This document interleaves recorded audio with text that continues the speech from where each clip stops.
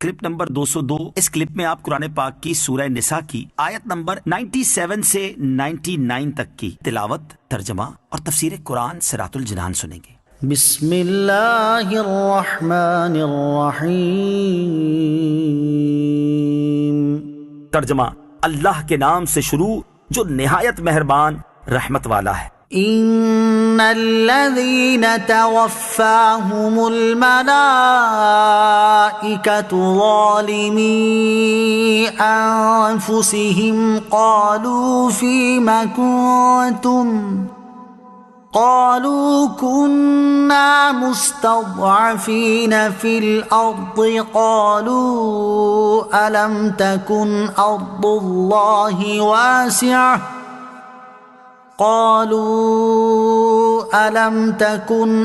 الله واسعة فتهاجروا فيها فأولئك مأواهم جهنم وساءت مصيرا۔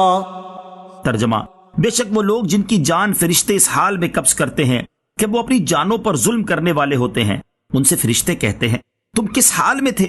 وہ کہتے ہیں کہ ہم زمین میں کمزور تھے۔ تو فرشتے کہتے ہیں کیا اللہ کی زمین کشادہ نہ تھی کہ تم اس میں ہجرت کر جاتے؟ تو یہ وہ لوگ ہیں جن کا ٹھکانہ جہنم ہے، اور وہ کتنی بری لوٹنے کی جگہ ہے۔ ظالمی انفسہم، اپنی جانوں پر ظلم کرنے والے۔ یہ آیت ان لوگوں کے بارے میں نازل ہوئی جنہوں نے کلمہ اسلام تو زبان سے ادا کیا، مگر جس زمانے میں ہجرت فرض تھی اس وقت ہجرت نہ کی، اور جب مشرکین جنگ بدر میں مسلمانوں کے مقابلے کے لیے گئے تو یہ لوگ ان کے ساتھ ہوئے اور کفار کے ساتھ ہی مارے بھی گئے۔ اس آیت کا خلاصہ یہ ہے کہ بے شک وہ لوگ جن کی روح فرشتے اس حال میں قبض کرتے ہیں کہ وہ فرض ہجرت ترک کر کے اور کافروں کا ساتھ دے کر اپنی جانوں پر ظلم کرنے والے ہوتے ہیں، ان کی موت کے وقت فرشتے انہیں جھڑکتے ہوئے کہتے ہیں تم اپنے دین کے معاملے میں کس حال میں تھے؟ وہ عذر پیش کرتے ہوئے کہتے ہیں کہ ہم زمین میں کمزور لوگ تھے اور کافروں کی سرزمین میں رہنے کی وجہ سے دین کے احکام پر عمل کرنے سے عاجز تھے۔ تو فرشتے ان کا عذر رد کرتے اور انہیں ڈانٹتے ہوئے کہتے ہیں کیا اللہ تعالیٰ کی زمین کشادہ نہ تھی کہ تم کفر کی سرزمین سے ایسی جگہ ہجرت کر کے چلے جاتے جہاں تم دین کے احکام پر عمل کر سکتے؟ تو جن لوگوں کے برے احوال یہاں بیان ہوئے یہ وہ لوگ ہیں جن کا آخرت میں ٹھکانہ جہنم ہے، اور وہ کتنی بری لوٹنے کی جگہ ہے۔ ہجرت کب واجب ہے؟ اس آیت سے ثابت ہوا کہ جو شخص کسی شہر میں اپنے دین پر قائم نہ رہ سکتا ہو اور یہ جانے کہ دوسری جگہ جانے سے اپنے فرائض دینی ادا کر سکے گا، اس پر ہجرت واجب ہو جاتی ہے۔ اس حکم کو سامنے رکھ کر کافروں کے درمیان رہنے والے بہت سے مسلمانوں کو غور کرنے کی حاجت ہے۔ اللہ عز و جل توفیق عطا فرمائے۔ حدیث میں ہے جو شخص اپنے دین کی حفاظت کے لیے ایک جگہ سے دوسری جگہ منتقل ہوا، اگرچہ ایک بالش تھی کیوں نہ ہو، اس کے لیے جنت واجب ہوئی، اور اس کو حضرت ابراہیم اور محمد مصطفیٰ صلی اللہ تعالی علیہ وسلم کی رفاقت میسر ہوگی۔ ہجرت کی اقسام اور ان کے احکام۔ اعلیٰ حضرت امام احمد رضا خان رحمۃ اللہ تعالی علیہ نے ہجرت کی اقسام بیان فرمائی ہیں۔ ان میں سے ایک قسم کہ دارالسلام سے ہجرت ہو، اس بارے میں فرماتے ہیں رہا دارالسلام، اس سے ہجرت عامہ حرام ہے کہ اس میں مساجد کی ویرانی و بے حرمتی، قبور مسلمین کی بربادی، عورتوں بچوں اور ضعیفوں کی تباہی ہوگی۔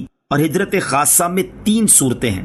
نمبر 1، اگر کوئی شخص کسی خاص وجہ سے کسی خاص مقام میں اپنے دینی فرائض بجا نہ لا سکے اور دوسری جگہ انہیں بجا لانا ممکن ہو، تو اگر یہ خاص اسی مکان میں ہے تو اس پر فرض ہے کہ یہ مکان چھوڑ کر دوسرے مکان میں چلا جائے، اور اگر اس محلے میں معذور ہو تو دوسرے محلے میں چلا جائے، اور اس شہر میں مجبور ہو تو دوسرے شہر میں چلا جائے۔ نمبر 2، یہاں اپنے مذہبی فرائض بجا لانے سے عاجز نہیں، اور اس کے ضعیف ماں یا باپ یا بیوی یا بچے جن کا نفقہ اس پر فرض ہے وہ نہ جا سکیں گے یا نہ جائیں گے، اور اس کے چلے جانے سے وہ بے وسیلہ رہ جائیں گے، تو اس کو دارالسلام سے ہجرت کرنا حرام ہے۔ حدیث میں ہے کسی آدمی کے گناہ گار ہونے کے لیے اتنا کافی ہے کہ وہ اسے ضائع کر دے جس کا نفقہ اس کے ذمے تھا۔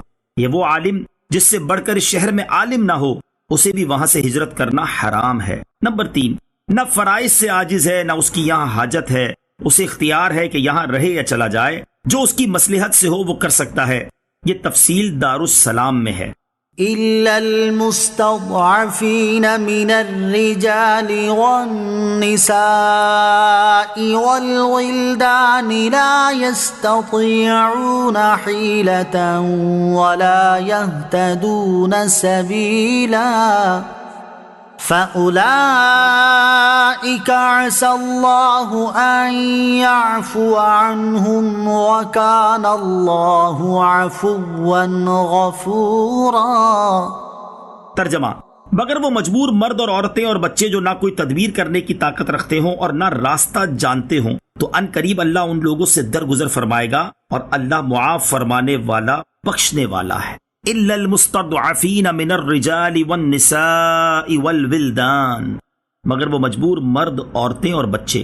اس آیت اور اس کے بعد والی آیت کا خلاصہ یہ ہے کہ وہ مجبور مرد اور عورتیں اور بچے جو نہ ہجرت کرنے کی طاقت رکھتے ہوں، نہ ان کے پاس اخراجات ہوں، اور نہ ہی وہ ہجرت گاہ کر راستہ جانتے ہوں، تو ایسے عاجز اور مجبور لوگ ہجرت نہ کرنے پر قابل گرفت نہیں۔ ان قریب اللہ تعالیٰ ان لوگوں سے درگزر فرمائے گا، اور اللہ تعالیٰ کی شان یہ ہے کہ وہ معاف فرمانے والا، بخشنے والا ہے۔